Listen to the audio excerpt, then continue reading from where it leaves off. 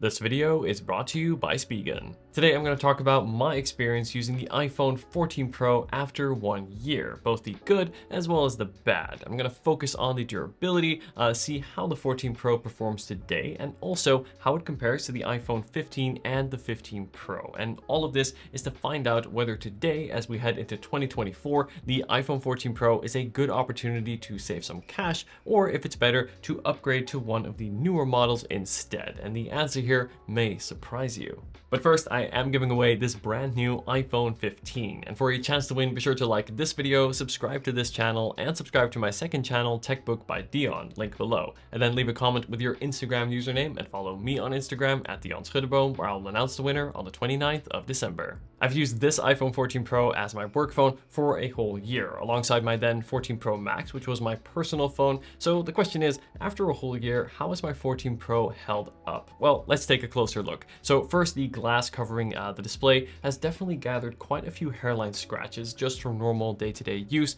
and it's unfortunate to see how easily these displays scratch. That said, there are no cracks or any kind of deep scratches that would impact the functionality. On the other side, the matte glass on the back has held up pretty much perfectly, as well as the camera lenses, which have no scratches whatsoever. And this here is good and also very important. Now, looking around the edges here, we have the stainless steel frame that is still as sharp as it was on day one, but more on that in a sec. But in terms of durability, it has held up really well with no signs of use. And overall, I would say the 14 Pro is a really well-built phone that has definitely held up. But what has the design been like to use? Well, earlier I called the stainless steel frame sharp, and that's a good thing when it comes to the looks, but when it comes to the durability, not so much. Let's just say the 14 Pro is not the most comfortable phone to hold. The squared off edges along the frame can dig into your palm, especially when compared to the newer iPhone 15 Pro, as well as the 15, which round those edges, and as a result create a much more comfortable feel in the hand, and something you really do notice when you hold the two side by side. On the subject of comfort is weight. So the 14 Pro weighs in at 206 grams, which is on the heavier side. Now, personally, I don't mind the weight as much, as to me, it gives an extra solid feel to the phone,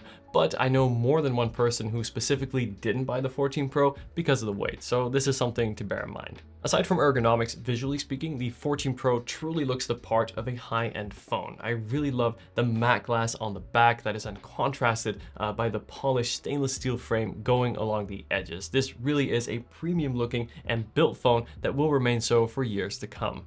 Looking at the display, in terms of durability, I was really happy to see that I have no burn-in on my 14 Pro, even by the battery icon as well as the clock, as these are usually the first two areas to show, and this is good but also expected after just 1 year. Plus, I also use auto brightness and a very short auto lock time. By the way, these are two great ways to prevent burn-in on your phone too. But the biggest advantage of the display of the 14 Pro when compared to the iPhone 15 is that the 14 Pro has a 120 Hz refresh rate, and this gives you super fluid animations, making everything you do on the phone just feel buttery smooth and just that little bit faster. Plus, the 2000 nits of brightness also mean the display is bright enough to see even in direct sunlight. The 14 Pro also has an always-on display, though personally, I don't really find myself using it. This is in part due to battery life. Unfortunately, this is not one of the strong points of the 14 Pro, but we'll talk more about battery in a sec. On the top here, you do also have the dynamic island, and I think this has evolved to be a really useful way to quickly see app info and to cycle between apps. And having this on the 14 Pro make the phone feel just that little bit more modern, as from the front, it looks pretty much the same as the newer iPhone 15 Pro, albeit with slightly thicker bezels.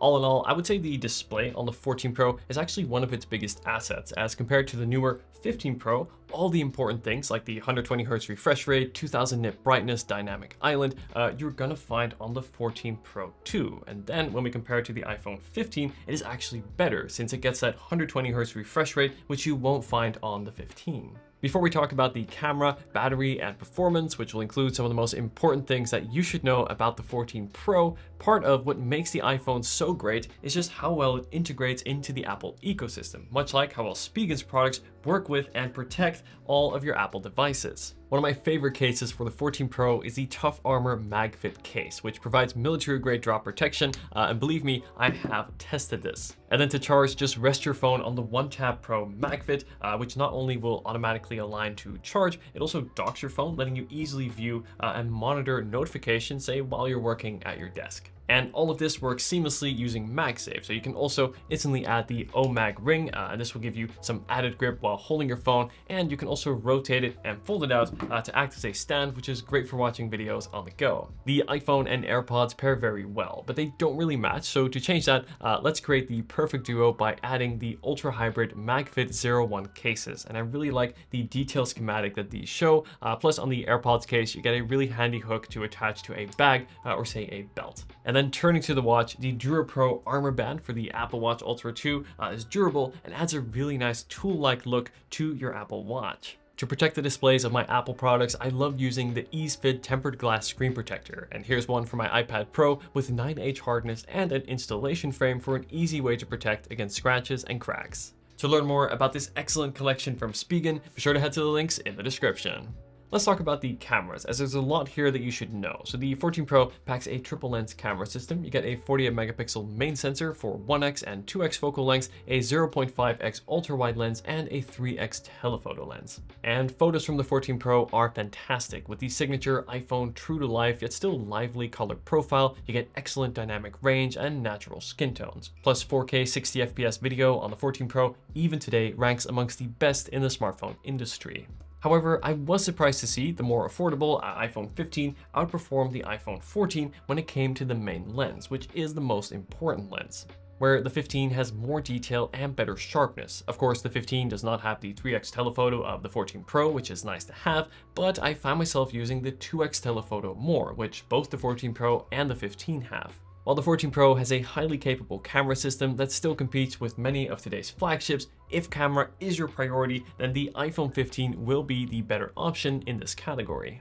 But what about the battery life? Well, at the start of this video, I mentioned that I used both my 14 Pro alongside my 14 Pro Max for a year, and I purposely charged each phone differently to see the impact on the battery health. So I charged my 14 Pro using a wired connection and a 5-watt charger, where by comparison, I charged my 14 Pro Max with a MagSafe connection and a 20-watt charger. Now, I've done a whole video talking about the difference in battery health after a year, in which I also share the best charge methods and the charge methods to avoid, and I'll be sure to leave that video linked in the description as well as at the end of this video. But for now, looking specifically at the 14 Pro, what has the battery health been like after a year? So looking at the settings, my phone is still showing 100% battery health. Now, technically, I don't think this number can be fully accurate, as of course the battery has degraded a little. So let's say 99% battery health, which is still really impressive after a year. But what about the actual battery life? Well, here things get a little bit less impressive. I would say from day one, the 14 Pro has delivered acceptable battery life, but also nothing special, lasting me a full workday, but not evening. So to give you an example, if I start the day at 7 a.m. with 100%, I'll typically end the day with around 5 p.m. with 10 to 15% remaining, and that is with light to moderate use, auto brightness on, and the always on display off, or always off. By comparison, the regular iPhone 15 actually performs slightly better, so with a similar day of use, I will typically end with around 20 to 25% remaining. Plus, on the iPhone 15, you also get USB-C as opposed to Lightning that you'll find on the 14 Pro, and this means you can use one charger for all of your tech, and also goes a long way to future-proofing your phone, as when the years go by, gradually speaking, you're going to see less and less Lightning and more USB-C. So battery life on the 14 Pro is decent, but nothing more. On the other hand, it has also been very consistent, and my battery health has held up very well. Performance on the 14 Pro has been excellent. The powerful A16 chip is actually the same chip that you'll find in the current iPhone 15, and this means you really get top-of-the-line performance, and this was true on day one, and is still just as true 1 year later, whether you're opening apps, switching between apps, editing photos, gaming, all of which is a breeze on the 14 Pro. Plus, the 14 Pro also never gets hot, even under a heavy load, and I'd also expect the 14 Pro to get another 5 years or so of software support, meaning this phone can still last for a long time. So is the iPhone 14 Pro worth buying today? Well, on its own, the 14 Pro is still a great phone. Now the price will vary depending on your region, but I found the 14 Pro new for around $800 to $900, which is a considerable $100 to $200 saving when compared to the newer 15 Pro, which comes in at $1,000, which means that I think for many, the 14 Pro will be a good opportunity to save some cash. But what about the iPhone 15? Now the iPhone 15 is interesting because it's priced at $800, which is offers either the same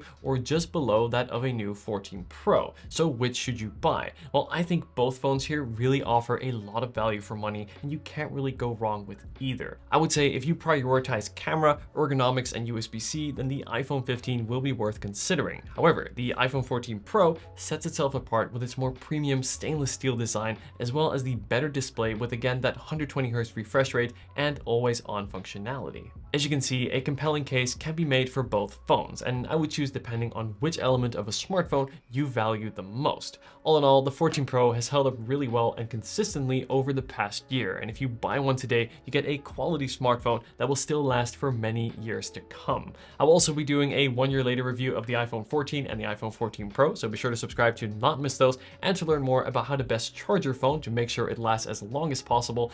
Be sure to check out my battery health 1 year later video, which is on screen right now. Thank you so much for watching, and I'll see you in the next video. Take care.